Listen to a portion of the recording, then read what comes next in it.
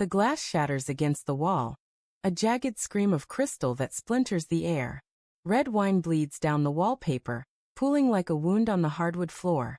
My hand trembles, empty now, as Sarah's eyes, wide, guilty and glistening, meet mine. It was just a dance, she whispers, but the words are hollow, crumbling under the weight of what I saw. Her best friend Lila on the dance floor, her hands tangled in Sarah's hair, their bodies pressed too close, their laughter too intimate. I want to scream, but my throat is a vice, trapping the rage, the hurt, the questions clawing at my chest. We'd been at the party for hours, the kind of night that hums with too much champagne and too little restraint. The loft was a haze of cigarette smoke and pulsing bass, bodies swaying under dim chandeliers that flickered like dying stars. Sarah had been radiant, her emerald dress catching the light, her laughter slicing through the noise. I'd watched her from the bar, pride swelling in my chest. She was mine, my wife, my anchor. But then Lila appeared, all sharp cheekbones and sly smiles, whispering something in Sarah's ear that made her flush. A spark of unease flickered in my gut, but I drowned it with another whiskey. Just friends, I told myself.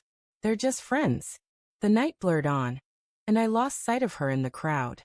My phone buzzed, work emails always work, but I ignored it, scanning the room. That's when I saw them. Sarah and Lila, alone on the dance floor, moving like they'd forgotten the world existed.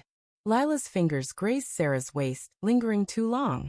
Sarah's head tilted back, her lips parting in a way I hadn't seen in months. The music throbbed, but all I heard was the pulse in my ears, a drumbeat of doubt. I stood frozen, the whiskey glass sweating in my hand, my mind scrambling for excuses. They're drunk. It's just dancing. It doesn't mean anything. But it did. I knew it in the way Sarah's eyes darted away when she finally noticed me, the way Lila's smirk faltered. I pushed through the crowd, my heart a fist against my ribs, and grabbed Sarah's arm. "We need to talk," I said, my voice low, barely containing the storm inside. She followed me to the balcony, the city's neon glow casting harsh shadows across her face. "What was that?" I demanded, my words sharp as broken glass. "Nothing," she said too quickly, her hands twisting the hem of her dress. "We were just having fun, Mark. You're overreacting." Her voice was a plea, but her eyes betrayed her. Guilt flickered there, a shadow she couldn't hide. I wanted to believe her, to let the warmth of her voice soothe the ache, but the image of Lila's hands on her burned in my mind. "Fun," I echoed, my laugh bitter. "That didn't look like fun, Sarah. That looked like you forgetting you're married." She flinched, and for a moment, I saw the woman I fell in love with, vulnerable, open mine. But then her face hardened, and she crossed her arms. "You're being ridiculous," she snapped. "Lila's my best friend. You know that. You're seeing things that aren't there." Her words were a blade, slicing through the fragile trust we'd built over 7 years. I wanted to grab her, to shake her, to demand the truth, but the doubt in my own heart stopped me. What if I was wrong? What if I was the jealous fool she was painting me to be? Back inside, the party roared on, oblivious to the fracture in my world. I watched Sarah rejoin Lila, their heads bent together, whispering. My stomach churned. I remembered the late-night texts Sarah had brushed off as girl talk. The weekends Lila had crashed at our place. The way Sarah's laughter always seemed brighter around her. Small things easily explained, but now they stacked like kindling, ready to ignite. I poured another drink, the burn of whiskey doing nothing to dull the ache. Hours later, we're home, and the wine glass lies in shards on the floor.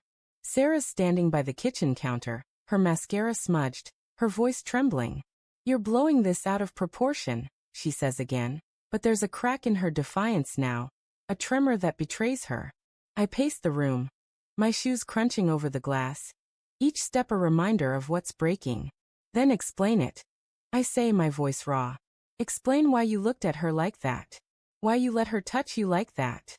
She opens her mouth, then closes it, her eyes darting to the floor. The silence is deafening, heavier than any confession. My chest tightens, and I feel the world tilting, the ground slipping beneath me.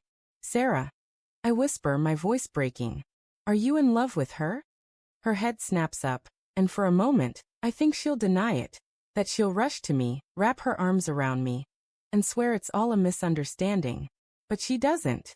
She just stands there, her lips trembling, her eyes brimming with tears. I don't know, she finally says, so softly I almost miss it. The words hit like a punch, stealing my breath. I don't know.